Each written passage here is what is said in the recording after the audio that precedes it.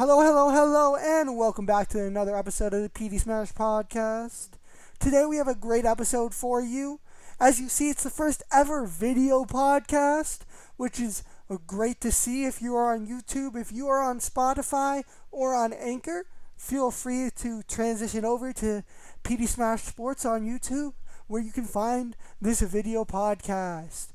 Right now, there's not much interesting, as you can see. It's just my face, some background images, headset. I have some stuff coming in and some stuff to set up. So over the next few weeks, this is going to evolve. I'm going to edit. So I just wanted to talk to all of you about what's going to come in the next few weeks. First off, I'm going to start making shorter videos, and they're going to be about 10 to 15 minutes. And instead of them being more in the I'm talking style, it's going to be more of a highly edited, highly scripted YouTube video where I talk about a single topic and I talk about it for 10 to 15 minutes. More of a traditional YouTube video, if you will. In addition, I will have my normal podcasts that come out on Spotify, as well as I will also do one to YouTube. As for when the more traditional YouTube videos come out, that is going to vary. I will nail down a schedule in the next couple weeks, but I'm hoping to start out with one a week and then ramp up to 2 per week. So we will see how that works. But for now, just expect maybe either next week or the week after for the first ever traditional YouTube video to come out of my YouTube channel. As for my Spotify and Anchor listeners, and if you listen to me on any other platform but you don't have a video, as I said, I'll do my usual 30-minute podcast, but I'll also upload the 15-minute video as well, and you just won't have the edited, highly scripted part of it. You'll just have me talking about the topic and expanding upon it, and it will be a little less scripted. And of course, you won't have all the editing or my amazing face, as you can see. But other than that, it will be the same video as if you were to just turn your phone off if you have YouTube Premium and listen to me through your headset.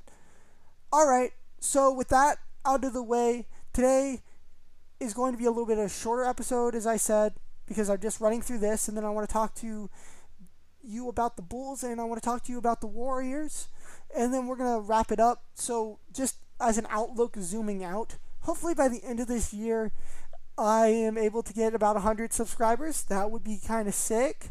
I think that'd be cool that now I'm actually posting more frequently. Hopefully it'll be about 3 times a week pretty soon. Work on it for about 6 months, and who knows, maybe I have something coming up. In terms of a whole view, I don't see myself stopping this.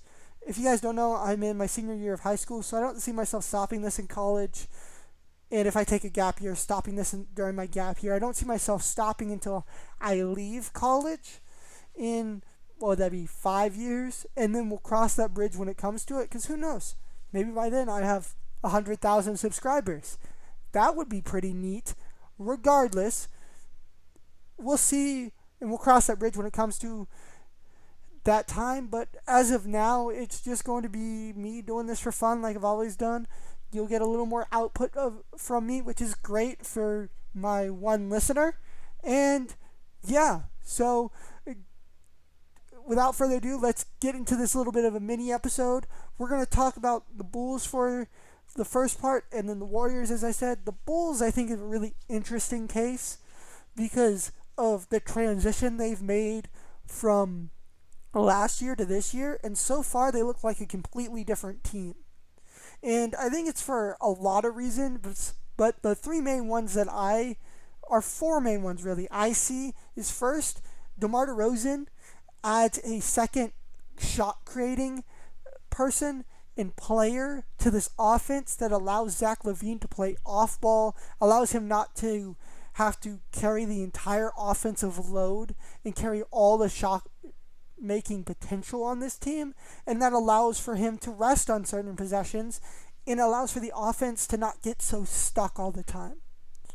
Additionally, I think Lonzo Ball has helped a lot with their half-court offense because now he's able to get other people involved. They're not relying on Kobe White to be their main playmaker or Zach LaVine to be their main playmaker. They have an actual point guard who can get other people involved, and he's a good half-court playmaker and a great full-court playmaker, which is making a already pretty athletic team outside of Nikola Vucevic a really deadly transition team. Also, the offense itself just seems to be more free-flowing and seem to connect better, and just overall it seems to be just in a better place. As for the third reason, it's the defense I see that Lonzo brings, along with Alex Caruso and the development of Patrick Williams. They are fourth right now in defensive rating, and if that keeps up, it will be the first time they've gotten that high since 2013-2014 season, which that was all the way back in the Derrick Rose era, so that would be sick for them, and I really hope that's the case and that's what ends up happening.